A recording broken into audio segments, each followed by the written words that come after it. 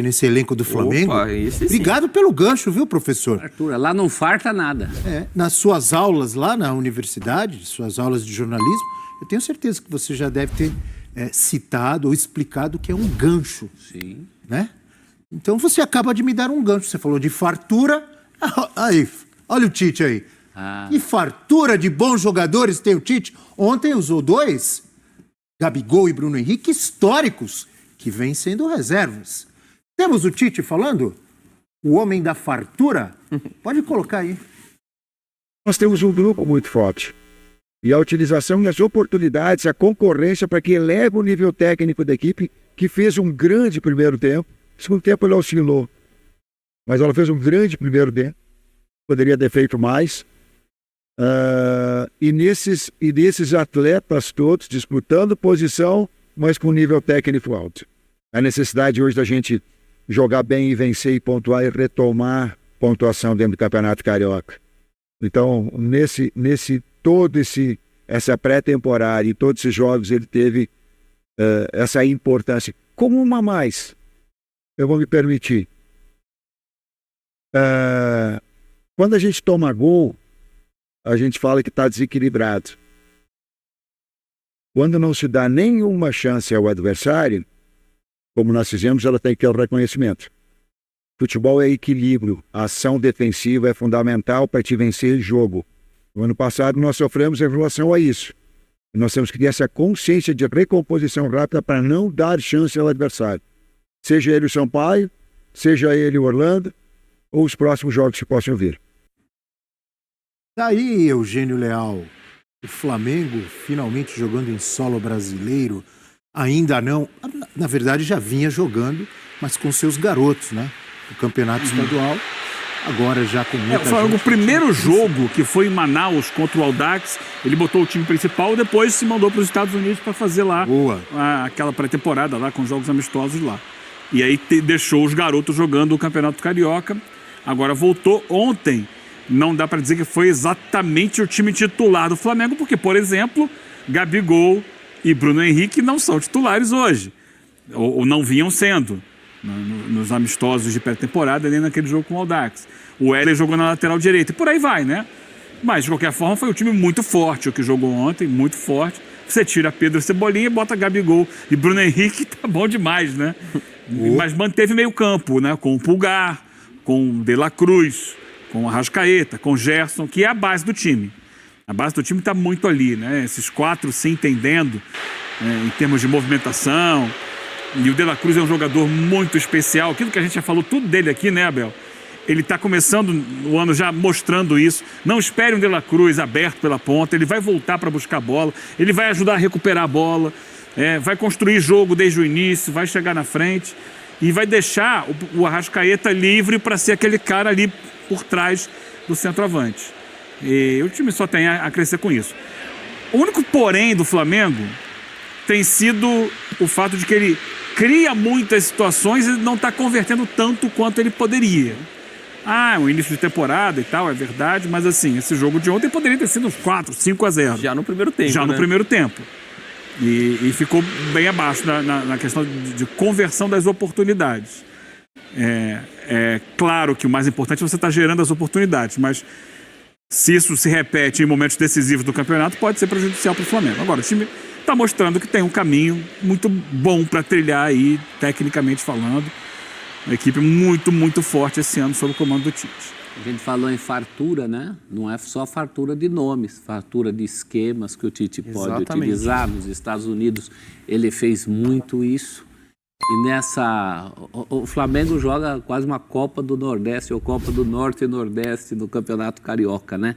Nessa, Manaus e Belém levaram vantagem sobre João Pessoa, sobre Natal. Jogou em João Pessoa? Então, mas não com o time... não com o time titular. Manaus e Belém levaram vantagem. O Norte levou vantagem sobre o Nordeste em relação ao Nordeste, né? E o De La Cruz, muita participação, já está claro que dá para jogar com o Arrascaeta, essa discussão nem ganhou corpo. Ontem a gente viu o De La Cruz participando muito, a falta do primeiro gol é ele que bate, ele participa muito do jogo. E o Arrascaeta enfiando a bola para o Gabigol, importante. Pode ser uma dica para Marcelo Bielsa? Por que não? Eu acho que o Bielsa até tem um espírito muito mais aberto a isso, né, Eugênio, que os últimos técnicos do Uruguai. Sim. Os últimos técnicos do Uruguai não botavam nenhum dos dois. Fato. Agora, para o Bielsa, é uma boa, é o espírito do Bielsa. E menção à redenção do Gabigol, né? Ontem teve gol do Gabigol. Depois de 16 jogos. É muito tempo. Eram 16 jogos sem balançar as redes. O Gabigol fez o dele e ele demonstrou todo o alívio, né? Que tá no apelido dele, né? Gabigol. Tava sendo só Gabi. Lil Gabi. E o que eu gosto muito da questão do De La Cruz, lógico, a gente se empolga com as possibilidades que esse Flamengo tem com um técnico como o Tite. Não é por conta da atuação ontem, que ainda que o placar não tenha sido tão elástico, poderia ser, eu concordo com o Eugênio, que desperdiçou de chances o Flamengo tem desperdiçado, também poderia ter conquistado um placar maior. A diferença técnica é muito grande, mas é do que você enxerga quando o professor fala, não é das possibilidades dos jogadores, mas táticas. Em alguns momentos do jogo você viu o Gerson inverter com o Pulgar, até porque o Pulgar, o Tite já exaltou o quanto que ele gosta dessa qualidade do Pulgar pisando mais na área. Você tem, por exemplo, um lateral esquerdo com o Ayrton Lucas. O Tite gosta de usar os laterais construindo por dentro ao lado do Pulgar quando tem a bola. Mas você tem o Bruno Henrique, que pode sair da ponta esquerda e entrar na área, ainda mais com o Gabigol, tendo esse entendimento. Então o Ayrton Lucas às vezes pode atacar por dentro, como pode ir pela linha de fundo, que é onde eu vejo ele sendo um lateral que contribua mais. Do lado direito, o Wesley pode fazer o corredor e isso permite que o De La Cruz transite ali por dentro. Então ele tem muitas possibilidades a ser estudadas para ser utilizado durante a mesma partida. E até recuperando o que os companheiros falaram ontem no começo do linha de passe, que eu acho muito interessante, e eu concordo. Mesmo o Flamengo de 2019, você não viu um jogador com o dinamismo do De La Cruz.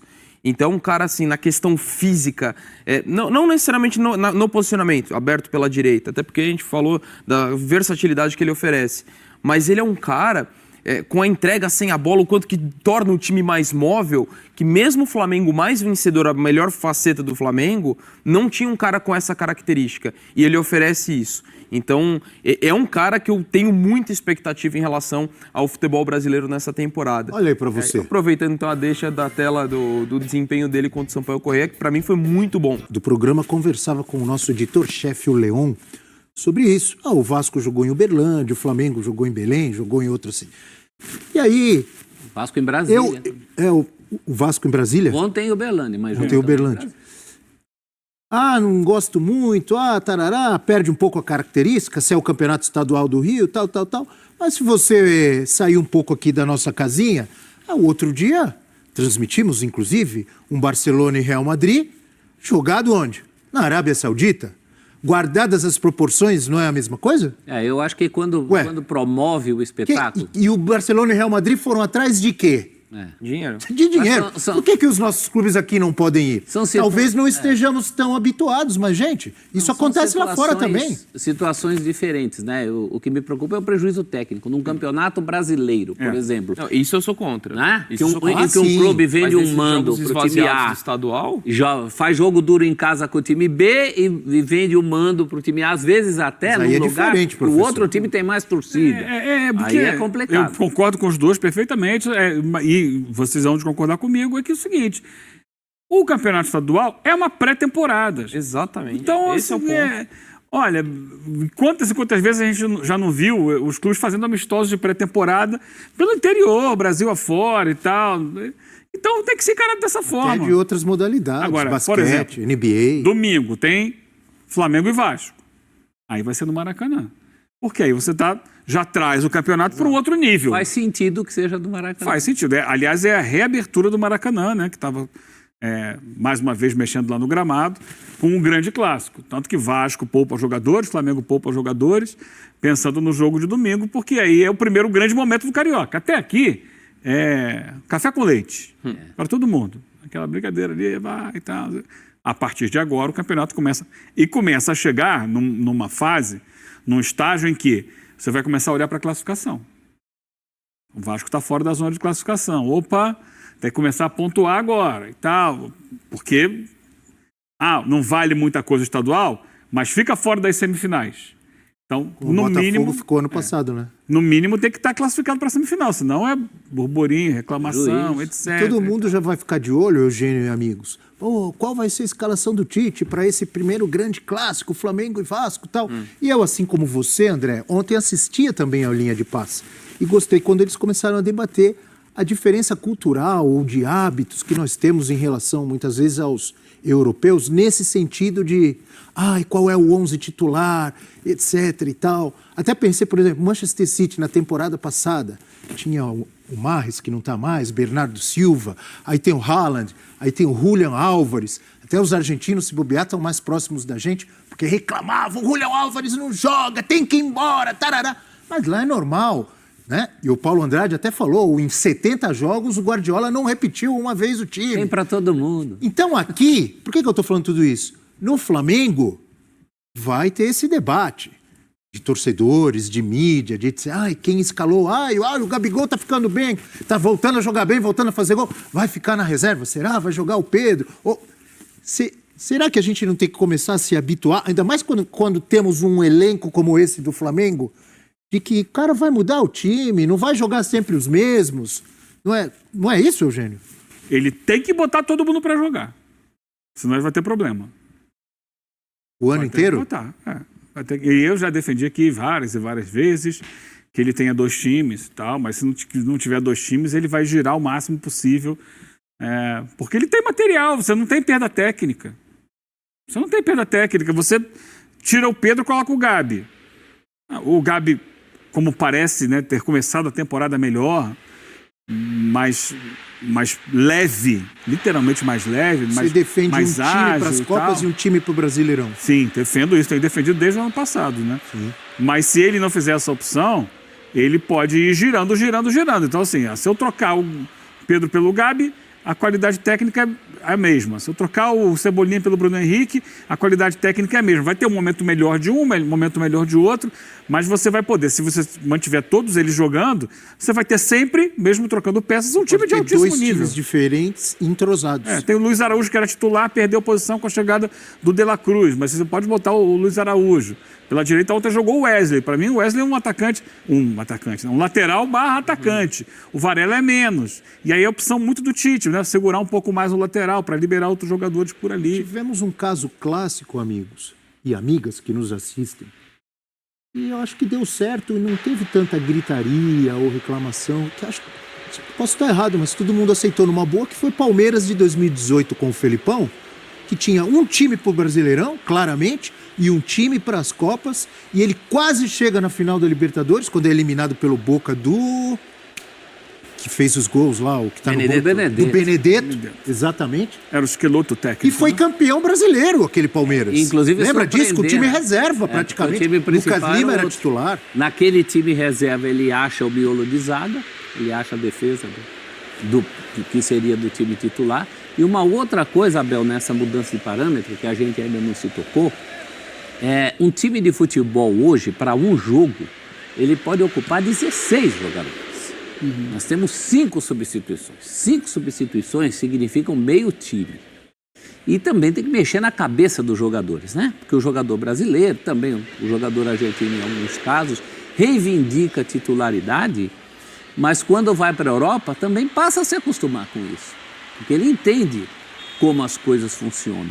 Então aqui eu não vejo essa obrigação de ter o 11, aquele 11, até porque... Mas isso ainda não está muito enraizado na nossa cultura do brasileiro, que acompanha, que faz futebol? Está enraizado. E eu lembro, o 11 que começa nunca é o 11 que termina. Não, nunca é. Agora, há treinadores e treinadores, né? Há aqueles que gostam de ter o seu time e que raramente mexem no seu time. O time é esse aqui, vai ser sempre esse aqui e tal. Pode fazer uma mudança, outra pontual. E há aqueles que, não, vamos girar. São Paulo, por exemplo, é um argentino muito mais para europeu. Ele muda toda hora. Bom, esse eu acho que às vezes muda demais. Muda sem avisar os caras que vão jogar, muda sem avisar a torcida, muda sem um porquê. Eu teria curiosidade de ver como o Tele Santana trabalharia com 5 substituições. Porque quando eram 2, ele evitava fazer as 2. Era só em último caso. O Tele era um caso desse. O jogador que gostava, o técnico que gostava do 11 dele. Mas porque era um trabalho muito em cima do do time. Hoje em dia, em futebol, quem tem elenco leva vantagem, porque cada jogo você precisa de 16 caras. O ideal é você ter 16 caras à disposição. E a combinação hoje é perfeita, porque você está falando de um time com qualidade, com 16 jogadores de qualidade e um técnico com muito estofo em gestão de grupo para fazer isso. Lógico, vai ser o desafio para a gente ver ao longo da temporada. Para mim é o grande desafio do Tite, conseguir manejar toda essa situação. Mas assim, da mostragem que a gente teve curta, olha como ele lidou com a situação do Gabigol. Qualquer outro treinador aqui no Brasil teria muito mais complicações em relação a isso. E você viu como o Gabigol voltou motivado para a temporada, teve toda a história de especulação que ele poderia muito ter embarcado se ele tivesse insatisfeito, incomodado com essa situação de começar a princípio no banco. O próprio Bruno Henrique, a gente está falando dos 2 nomes mais emblemáticos do Flamengo vitorioso e que começam a princípio no banco. E não me parece ser um problema, pelo menos por enquanto. Lógico, não estou falando que o Tite já superou essa questão, com certeza o Flamengo vai ser um exemplo em relação a isso. Acho que é muito cedo para cravar isso. Mas o começo da era Tite dá sinais muito positivos em relação a isso. Então esse Flamengo pode ser um time para marcar nesse aspecto, nessa mudança de mentalidade que a gente precisa ter, que você pontuou, eu concordo plenamente. A gente precisa mudar esse conceito de 11 titulares e se saiu num jogo significa que esse cara é reserva. Não necessariamente. Todo mundo está vendo que é o calendário. O mundo não caiu porque o Carpini, por exemplo, tirou o Lucas Moura no intervalo do Clássico contra o Corinthians. Porque sabe que tem o Palmeiras. Poderia ter caído se o Corinthians virasse o jogo. Aí alguém ia lembrar que tirou cedo, mas eu acho que paulatinamente... O mundo não caiu porque o Abel ontem colocou o time em reserva. E ganhou o jogo ainda. Tá todo mundo entendendo, né? O torcedor está entendendo, mas os próprios jogadores têm... Acho que, claro, cada caso é um caso. Tem jogador... Você pontuou bem, depende do resultado, está todo mundo entendendo, principalmente do resultado. Né? O resultado diz tudo. E é um risco também. Eu me coloco na situação de um técnico que está entre poupar e entre garantir um resultado importante. Era importante quebrar o tal tabu na arena. Mas ele tem que ter um bom elenco e saber trabalhar para usar os jogadores que ele tem à disposição, não só 11, e o time continuar no mesmo nível. Esse é o desafio. Esse é um grande desafio que muita gente não está conseguindo. A gente vê muito jogo aí que o time, depois das substituições, perde muito.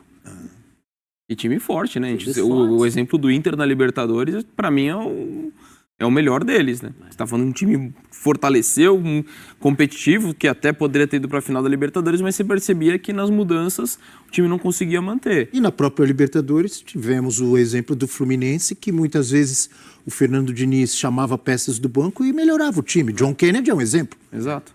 Não é? Aí chama, porque geralmente você chama a condição física, né? Jogadores melhores fisicamente. O Diniz, é por isso que eu gosto do trabalho do Diniz, ele chamava coragem, né? Kennedy, Lima e outros ali que entravam, ou colocava o André para a zaga e colocava outro no meio. Em situações dificílimas. O primeiro jogo com o Inter, ele tem um jogador a menos. Tem um jogador expulso. Voltando ao Flamengo e voltando ao Gabigol, tela do artilheiro Gabigol no F360. Para ganhar confiança, Gabi, após a estreia de Tite pelo Flamengo, 9 jogos oficiais, 1 apenas como titular. 295 minutos e 1 gol, nenhuma assistência. Números muito tímidos para o histórico atacante rubro-negro. Mas que o torcedor, obviamente, torce para que essa timidez dos números mude em 2024 e Gabigol brilhe também ao lado de Pedro, quem sabe, em alguns jogos, ou revezando com o grande Pedro, não é? Por que não? O Evair dos tempos modernos, o Pedro. Ontem foi meio um revival, né? Bruno Henrique e Gabigol, gols de Bruno Henrique e Gabigol, foi um revival 2019. E um revival também, aquela jogadinha ali, aquela bola enfiada do Arrascaeta entre os zagueiros ali. No tempo exato, ultrapassagem do Gabigol dando aquele tapa. Eu tenho a impressão que já vimos esse lance outras vezes. Como é que fala? Déjà vu? Déjà vu. Déjà vu? Déjà vu e Você que é um Zelt, um francês? Déjà vu eu já vi também. Perfeito. Já temos aqui, olha, eu acho que é o primeiro olho leal de 2024. Se teve algum dia que eu não estava aqui.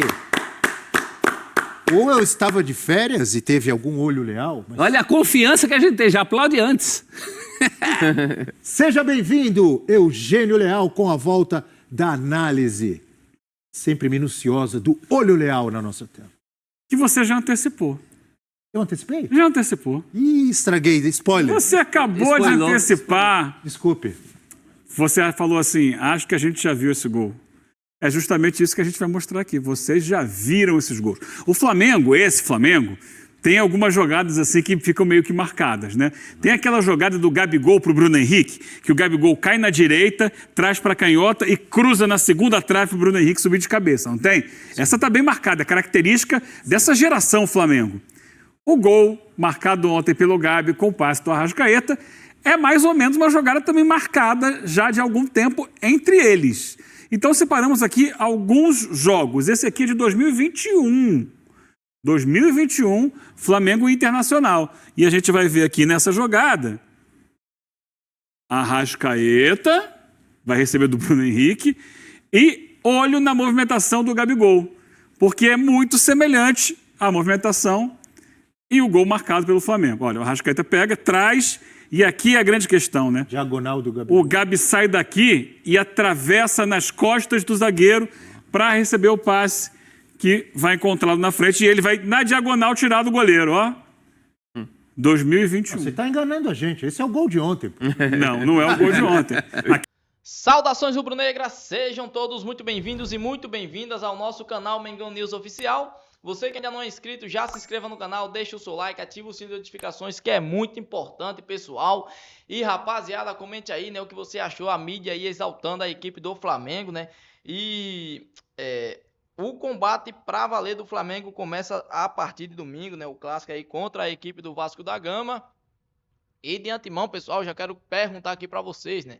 O Tite tem que dar uma oportunidade ao Gabigol para ele ser o titular da posição ou não? Bruno Henrique tem que ser titular no lugar do Everton Cebolinha?